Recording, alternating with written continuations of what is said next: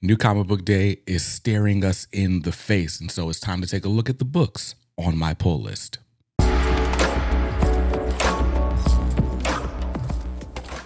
Welcome back to Comics Are Dope. I'm Sleep Deprived, and I'm here to give you a look at this week's new comics coming out the week of Wednesday, February 26th, 2025. And boy, am I excited to bring these to you. Sorry, we're a little bit late getting things back started. I got a newborn. I got bags under my eyes. It's a crazy world we're living in, but I am very excited to talk comics with you because I am still reading comics. Now, this is a pretty stacked new comic book day, new comic book week. A lot of titles that are coming out, several of which I'm not going to be able to cover, but let's talk about the ones that are at the top of the pile. The top of the pile, these are the books that I am most excited to read. These are the ones that are waiting for me at my local comic shop, Fight or Flight Comics. These are the ones that, like, if I had the time, I'd read them in the parking lot if I could. But anyway, let's go ahead and get things started with the book at the absolute top of the pile, and that is Teenage Mutant Ninja Turtles issue number 7. Jason Aaron and Juan Ferreira are cooking. Now, the first fandom I ever remember being a part of, like back when the way you displayed your fandom was by getting underwear with the characters printed on them, is Teenage Mutant Ninja Turtles. It was Teenage Mutant Ninja Turtles, then it was Power Rangers, it was Street Sharks for a little bit, and then Batman the Animated Series took over my entire life. But Teenage Mutant Ninja Turtles, I feel like, for me, has not felt this exciting since I was 5. Like, this is some of the craziest stuff going on.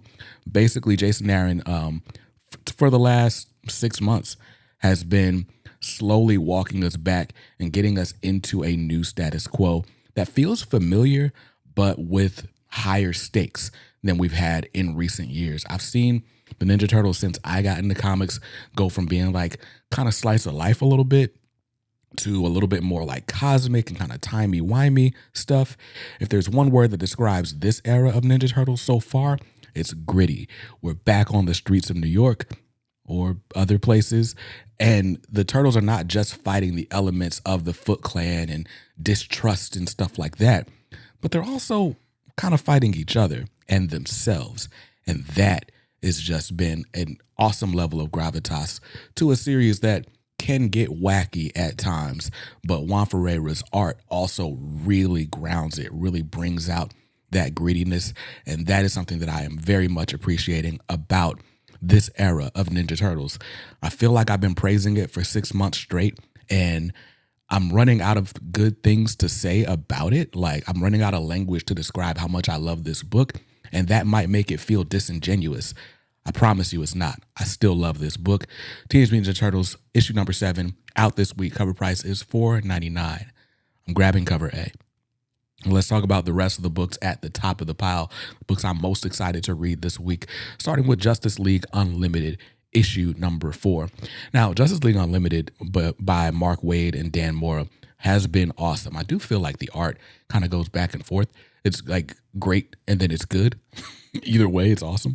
But it's definitely like kind of staggered a little bit. But the overall story of Justice League Unlimited and the format is something that I love a lot. It's like we're not necessarily getting one and done stories. We're getting an overall theme. We got an interesting mystery going on with the Martian Manhunter. But what I love is that there are new events, new threats popping up in each issue. And we're getting like basically the Red Tornado as like system or mission leader, and he's basically assigning different teams to different problems as they arise. And so much like the animated series, you never know who's going to get a spotlight in a particular issue, and that element is something that I love as someone who, you know, isn't crazy well versed in the DC universe outside of Batman. I love seeing different characters and how they interact and what their powers are. This book is dope. Justice League Unlimited issue 4 is out this week with a cover price of $3.99. I'm grabbing cover A. And next book at the top of the pile is Fantastic Four, issue number 29. Fantastic Four, written by Ryan North. I don't know who's on art this issue. Fantastic Four by Ryan North has been on the pull list for over 2 years now at this point, and it's always good. The stories are mostly like done in one stories, and so just by nature of it being mostly done in one. It's like some issues are really good, some issues are really captivating, and some issues are less so. They're always fun, but they don't always grab me like that. I feel like the last time I was really caught up on Fantastic Four was just before Blood Hunt. And now, of course, Blood Hunt has set up One Nation Under Doom. And One Nation Under Doom #1 just came out last week or 2 weeks ago. And in that issue, with Dr. Doom being the Sorcerer Supreme and all, of course, we're expecting that the Fantastic Four are going to have to be the ones that really step in to save the day. Doom is their villain, after all. But in One World Under Doom, so far, it's been the Avengers really planning the response and going in. But we know Reed Richards is not going to stand by and like wait for someone else to solve his problems. So I'm very excited to see what he comes up with to battle, this magical Doom. It's also interesting because, Reed is very science-based, scientific, and Doom has got the Sorcerer Supreme stuff going on. So it's like, that's an interesting clash waiting to happen. And I'm excited to see how it affects the pages of Fantastic Four. Issue 29 is out this week. Cover price is $3.99. I'm grabbing cover A. And the last book at the top of the pile is one that I kind of forgot about a little bit. This is Uncanny Valley, issue #8. Now, somewhere down the road, I got in my head that like issue 7 or 8 was going to be the last issue of this series. And so I had been putting it off. I kind of do that. When I learn that a series is coming to an end, I just kind of wait because I don't want it to end, and I just don't read it because that means it's not going to end, right? Anyway, apparently Uncanny Valley is going at least 10 issues because we've seen that solicited. Comic Hub says it's issue 8 of 10 is out this week. Tony Fleece and Dave Wachter is really awesome. This kid finds out he's part cartoon instead of just being all the way human. Finds out he has like this really special ability to kind of shape the world around him in ways that other cartoons don't. And because of that, he is highly wanted by some, let's just call them external forces.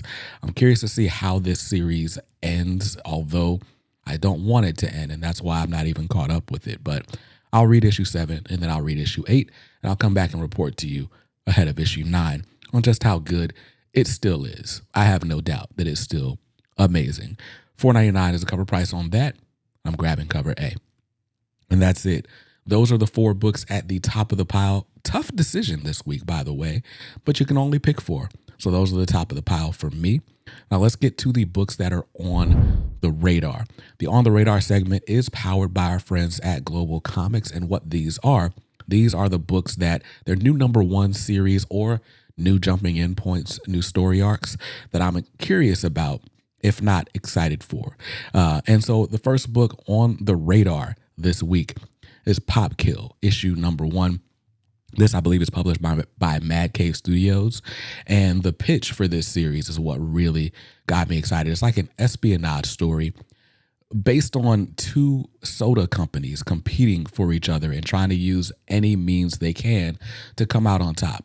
So if Coke and Pepsi had a war going on and were deploying, I don't know, James Bond and Black Widow, then that'd be what this story is. And that just seems very interesting. I believe it's got a mature reader's tag, which is why I'm not like super all in on it. And then also the cover price is $6.99. But thanks to our friends at Global Comics, we'll be able to check this out very soon. If you got the annual Gold Pass, it's included. Day and date releases for Mad Cave Studios, which is very, very exciting. So this one's on the radar. I'll let you know how it goes. $6.99 on that. Next up from IDW is Godzilla vs. America Chicago, issue #1. So IDW has launched a brand new Godzilla shared universe, and it's got some exciting stuff going on. I've never been the biggest Godzilla fan or biggest kaiju fan in general. I did watch Godzilla -1 with my wife a few months ago, and we both loved it. So now I'm a little bit more sensitive to like, oh wait, Godzilla's got something coming out. Let's see what that's all about. And this new shared universe seems like a good place to start. The Godzilla vs. America series is an anthology, and each issue is going to be focused on a different city, and it's going to have multiple stories set in that city with creators from that city. So this city or this issue is all about Chicago. And I got to read a little bit of a preview. I really liked the first story with the sort of Mecha Godzilla in there, but I gotta really take my time and read the rest of them as well. Next issue, by the way, is set in Los Angeles and is a benefit for the Los Angeles wildfire funds from the BINC. What is the BINC? What does BINC stand for? Businesses in Need of Comics. I don't know. Sorry. The point is they're helping out with that charity, so it's definitely something for you to get behind for issue 2, but not before you read issue 1 out this week. Cover price is $7.99. And next up on the radar from Marvel Comics is Red Hulk, issue number 1. Red Hulk, this is written by Benjamin Percy with art by Jeff Shaw, colors by Brian Valenza, and that's honestly the reason I'm excited about it. This is obviously following the Red Hulk. I don't know if it's the same Red Hulk from the pages of Sam Wilson Captain America, or if it's the Red Hulk from the actual Captain America Brave New World film, because those are two different Red Hulks. Either way, I like Ben Percy's writing, and so I'm curious about it. And Brian Valenza is probably my favorite colorist in comics right now. At least I love him on Miles Morales. So fun stuff. And Jeff Shaw was on X-Force for a little bit with Percy. So all of that makes this a book that I'm curious to check out. Cover price on it is $4.99. I'll grab cover A if I grab it. And that's it. Those were the books on the radar this week, powered by Global Comics, which is, for my money, the best app for reading digital comics, especially if you're a fan of independent and up-and-coming creators. We've got people like my man Danny Quick, who has a Kickstarter going for Ace Blade number 9 right now, and you can read like the first 7 issues of Ace Blade on Global Comics with that annual pass. You can read stuff for free. You can read stuff like behind a paywall, so pay for individual issues, or you can get the gold annual pass. And if you use the link in the description down below, that's comicsaredope.com/global, or you type in my coupon code GCXBJKicks, you'll save 30% on that annual gold pass. That takes the price down from $89.99 to $59.99, and that is quite the steal, if I'm being honest with you. Get titles from Dark Horse, from Boom, from Image, from Dynamite, Mad Cave Studios, and some collected editions from DC, all available under that gold pass. So definitely worth checking out. Now, let's move on to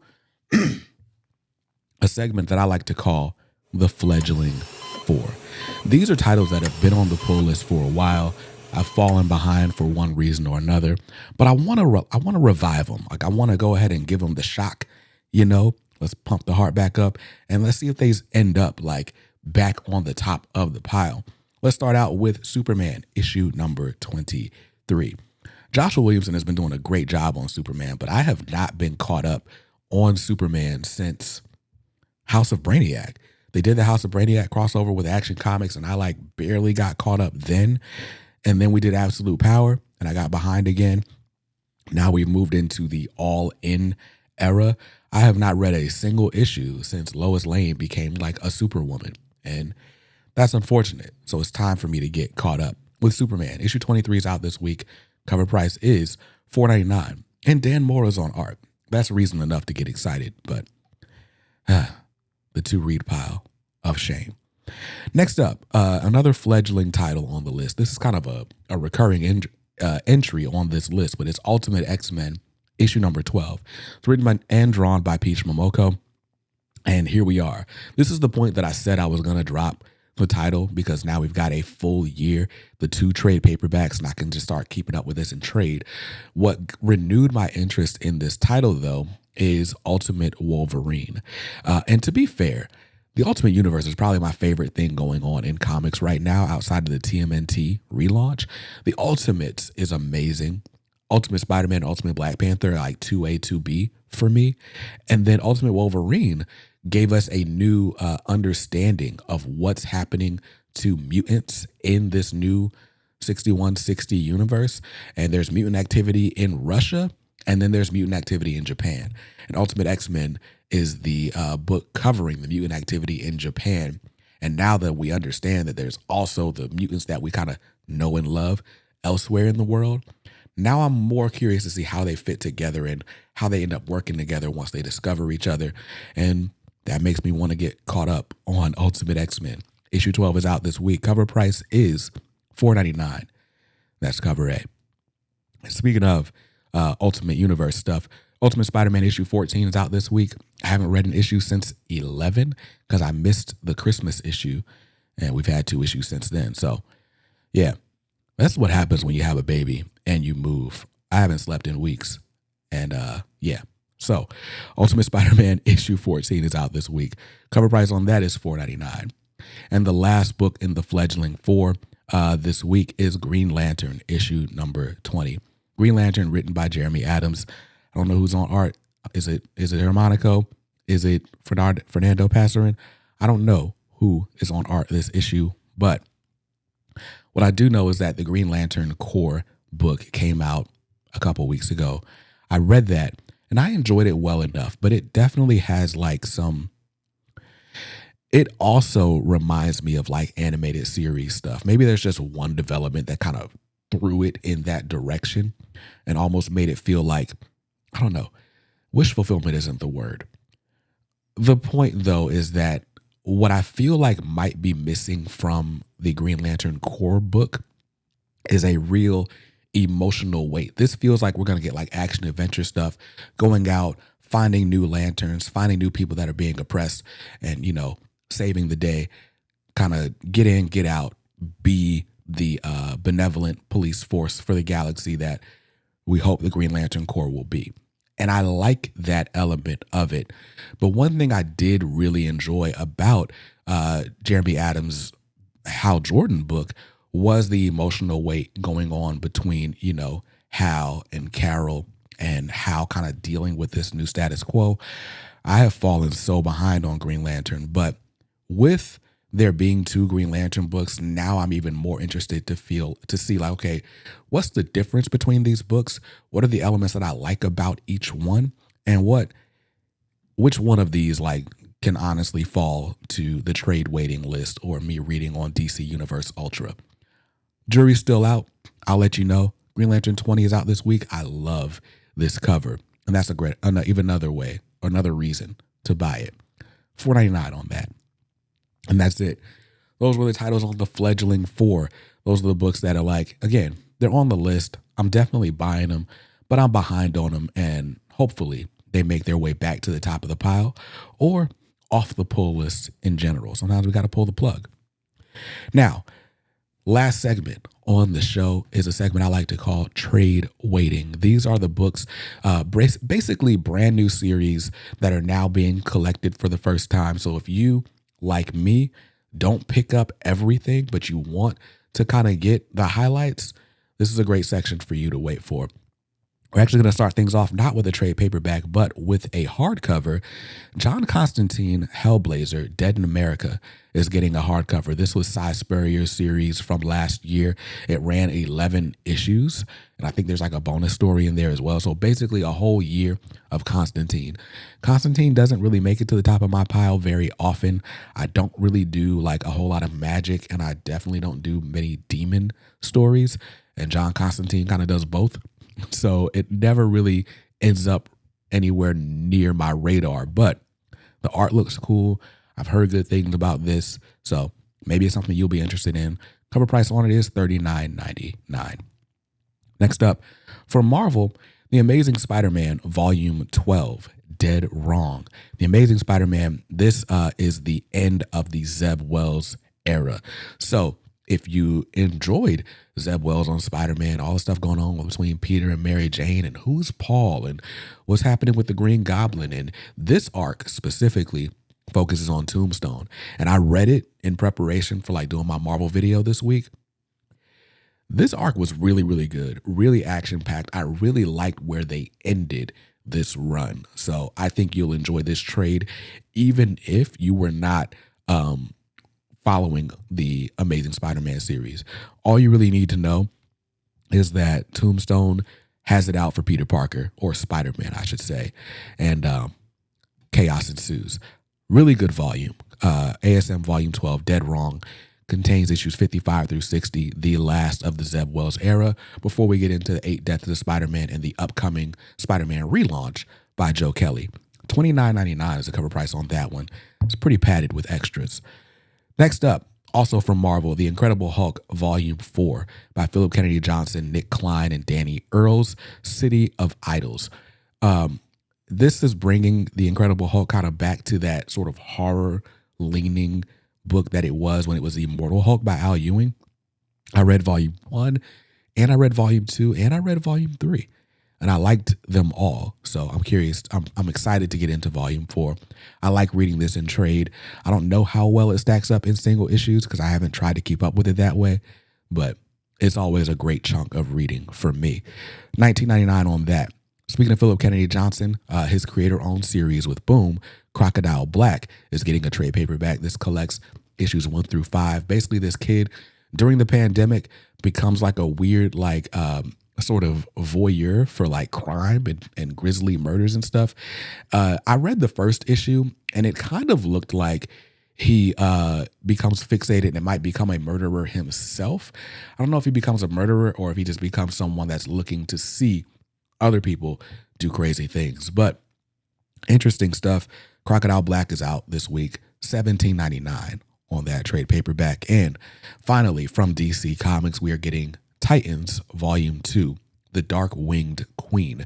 This is the end of the Tom Taylor era on Titans. And so I was actually very excited about Titans when it first came out. We had issues like 1 through 5, but it immediately crossed over into the Titans Beast World event. And I fell off it. I fell off the wagon altogether. This collects, I believe, issues 5 or 6 through 12. So all of the rest of Tom Taylor's Titans. And I'm curious to see how things ended up. Because like I said, I fell off of this before the All-In era began. $19.99 is the cover price on that. And that's it. Those are all the books on the pull list, all the books that I think you should be looking out for that are on my radar, and the books that I'm trade waiting for. Let me know in the comments down below what you're most excited to grab, and I'll see you in another video soon. I got to go get some sleep and apparently an allergy pill. Till then, stay safe, stay awesome, and read something dope today. Peace.